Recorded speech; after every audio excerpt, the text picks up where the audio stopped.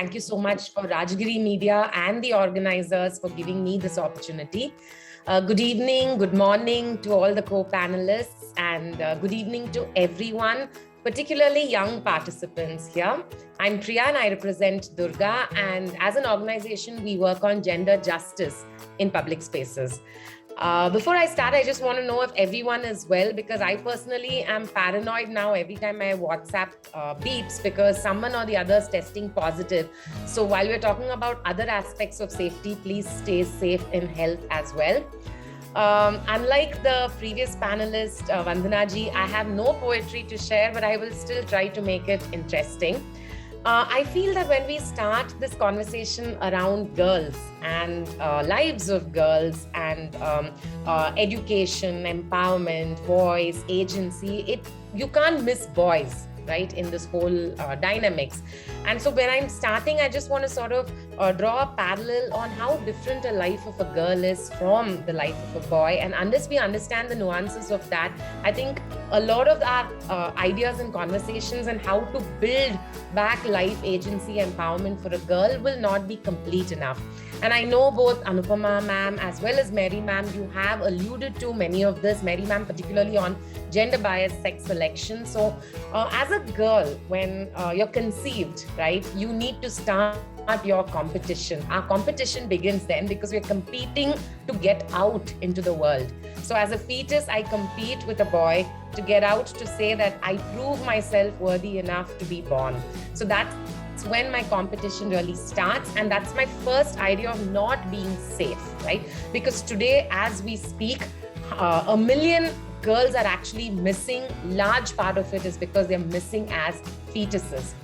The next stage is I'm born and I need to continue to compete for attention, because when my brothers are born, laddu bante jate hain. But when I am born, perhaps it's just about the fact that it's a girl. That's how even the announcement is made.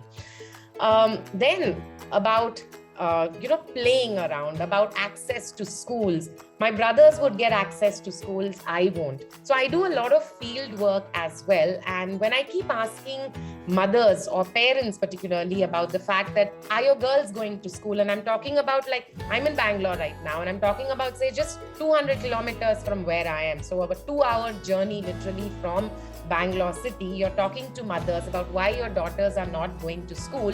You have any number of reasons. Reasons being schools are far away, distance is too much, it's not safe, family income is not enough, who will look after the other children if my daughters go to school, all kinds of reasons. And then you say, okay, how many children do you have? I have 3 children. And what is the gender? 2 girls, 1 boy. Okay, so is your boy going to school? Of course he's going to school. So my point is, why don't these excuses work when you have a boy? So the girls compete to get access to something which is their right. Then girls play in their mohalla, they play at home, they play with their cousin brothers, but things stop completely when you hit your bio clock, or when you start hitting puberty. The life of a girl changes completely from the life of a boy. Her world collapses, it shrinks, it comes into a room. Her access to, say, if at all she was going to school, which is what your point was initial about, not school enrollment, but actually staying back in school, in secondary school, which is where you see maximum dropout. So come puberty, you drop out of school, conversations on social requirements like marriage and customs and everything comes in the way. But what happens to the boy in that place is he gets a bike, and the father says, why are you just cycling here? Go and cycle across the city or go to the next village. Their worlds expand and ours collapse. And one thing or the other leads to these differences, which just widen with every single issue. So what are these issues that we're talking about? There are several issues of safety, particularly, which is a complete limit to everything that as a girl one can achieve, right? So what are those issues? So particularly I was talking about access to institutions, access to, education. Second is, when you're talking about girls, or when you're talking about the issue of gender, intersectionality is extremely important, and not addressing intersectionality means the argument is incomplete, right? So I suffer various things because of my gender, but the person who comes home and works for me suffers immensely more because of being non-dominant caste, for instance. Or someone else suffers other additional layers because of their sexuality, because of their class, because of religion. So when you're looking at the context of gender or girls, then understanding these multiple layers of intersectionality becomes extremely important. Then the next issue, of course, is bullying, harassment, ragging, issues that actually get layered worse and worse because of one's identity as a girl. Then, of course, the main point that I'm to discuss is sexual harassment and unsafe environments. And then access or absence, particularly to physical infrastructures and various other things that actually make me feel compromised. So when you look at these as primary issues that girls suffer and then drop down to say what I'm asked to speak and what I know best is about safety, I'm trying to divide this whole issue into say safety when it comes to infrastructure, and so physical spaces.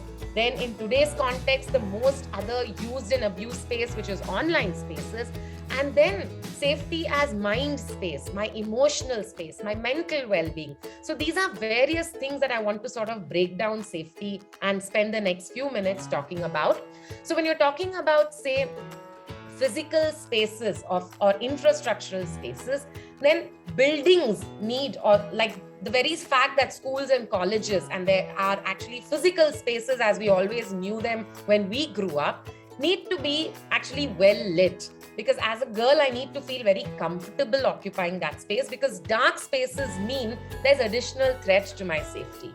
Then entrances, the exit points, there's planning that needs to be done in these spaces to actually keep them and maintain them safe. And as an organization, we do several audits of spaces to say whether these spaces are safe and friendly for girls or not. Then CCTV cameras, sensitivity building in teachers, training for teachers, because teachers are second parents in some sense, right? So that's very critical. Then overall sort of access to say safe toilet places, because most times the harassment, bullying and issues that I'm talking about, most of the issues that we're talking about of bullying and harassment and things happen in toilets and locker rooms. So access to these toilets, locker rooms should be safe. They have to be in a way that the person who uses it is absolutely comfortable with that space. So that's about physical space, which is perhaps the easiest of the things to, address.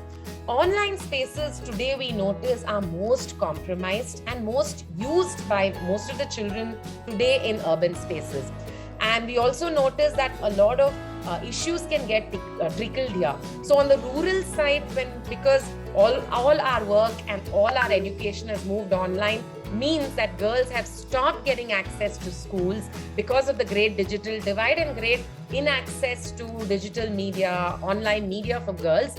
But on the other hand, in urban spaces, because it's available, because of our privileges, we're able to access it, it actually compromises a lot of things. So enough and more education on how to use online spaces is absolutely critical. And the pandemic has taught us more and more that these virtual spaces will just keep sort of collapsing, and people can be across the world and access and communicate with each other. But then that means that there needs to be decorum, there needs to be sensitivity, there needs to be a way in which we are able to maintain each other's respect, dignity, as well as safety of those spaces.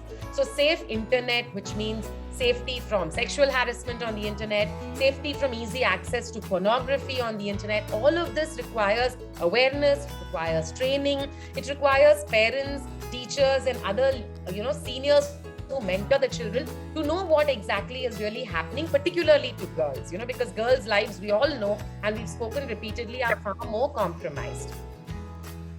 When we come to, say, mental and emotional spaces, while we all acknowledge somewhere deep down in our minds that emotional well-being is absolutely important, when we are trying to verb it or bring it to action, it's absolutely compromised, right? We don't even acknowledge and talk enough about how are we building mental health issues that girls come up with.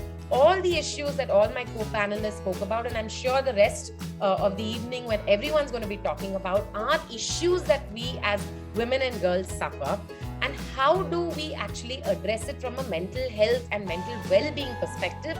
We don't have enough answers to it. We don't have enough access to reaching out to people for it. So safe spaces in themselves are very, very critical for me to feel comfortable emotionally, right? So how do these institutions, whether it's schools or colleges, actually provide for safe spaces, safe non-judgmental spaces actually, where I can come and say, I feel like this, I am who I am, and it could be because of my gender identity. It could be because of me being just a girl. It could be because of various other things, but I just want to come and express and share. Do we have such safe spaces today? No, is a very, very simple, honest answer. Maybe training teachers to be able to sensitively listen to these issues and maybe deal with it with some maturity, escalate it where required, because teachers spend a lot of time. A child's waking hours is spent a lot at school with teachers. So identifying these issues early on, and there are quite a lot of civil society organizations who actually engage in training teachers. We also do that to pick up symptoms early, instead of being dismissive, because there is statistics that says that every hour an adolescent girl is attempting to take her life. And that in itself is extremely disturbing, and we all become a part of that problem. So able to raise your voice, awareness for girls that, yes, if you're not feeling comfortable, if you don't feel safe in a situation, you must escalate it. Having, say, committees like your POSH committee. And is the POSH committee set up in the institution? First of all, most institutions don't have it. Secondly, if they have it, are they going to be representing needs of students as much as they will represent issues of staff? Is a very big question mark. And I think even if the law does not mandate it, and the law does, by the way, but even if we are not sure and we don't have sufficient evidence to say how to build it, it's mandatory and the onus of the institution to actually have this set up, and not just as a good to have but a must to have. The other important thing that I would like to sort of focus on is parental support as much, because parents do have a very, very critical role to play in the life of a child. We know it, we talk about it from food, nutrition, health access, which I completely agree are important, but safety, security from a physical and emotional space is absolutely important, because I have girls coming to our workshop to say that, I know I was abused because I was not wearing a dupatta. Or I know I was abused, it's not my fault, but I don't have a space to go and share it. And I feel that this first space should be at home. The more our childhood is safe, the more our homes become a space where children can come and be themselves and share their worst fears or biggest mistakes, the more secure they will be. And the more secure children are, spaces eventually, and the ramification of security at a childhood level is huge when someone becomes an adult, because a lot of crime that happens today is because of the way childhood was dealt with for those individuals. So one is at a safety, security for the girl because she has a right to be safe, but the other is how boys are dealt with at childhood that makes them, sort of be a part of crime or get into crime itself, and that also is a huge responsibility of parents. So these are various things that I've broken down the thing to. Good things to have would be if colleges and schools have spaces which are created, which are run by students as safe democratic spaces where students can bring their leadership ability in themselves, run a democratic body, discuss issues on gender, raise their voice on things that matter to them, have an opinion on things that matter, particularly consent and even more particularly dissent, and have this safe space that they can actually be cultivated into citizens rather than just look at them as students who will just be cookie cutters everywhere. So that's something to be done. How can you actually engage citizens in doing audits, constructive collectively of institutions, to say what is safety, what are the mandates, how do I, as an individual who's just part of Janta, but who's just more a responsible part of Janta, actually ensure that the school in my vicinity is completely safe, and what are the parameters that one draws. So involving and engaging citizens in the issues of safety is very critical. Training, I said, of staff, support staff on engaging with young children, adolescents, because there is huge shift in their personality, in their character, in who they are and what they want. So knowing how to deal with that whole range is extremely critical.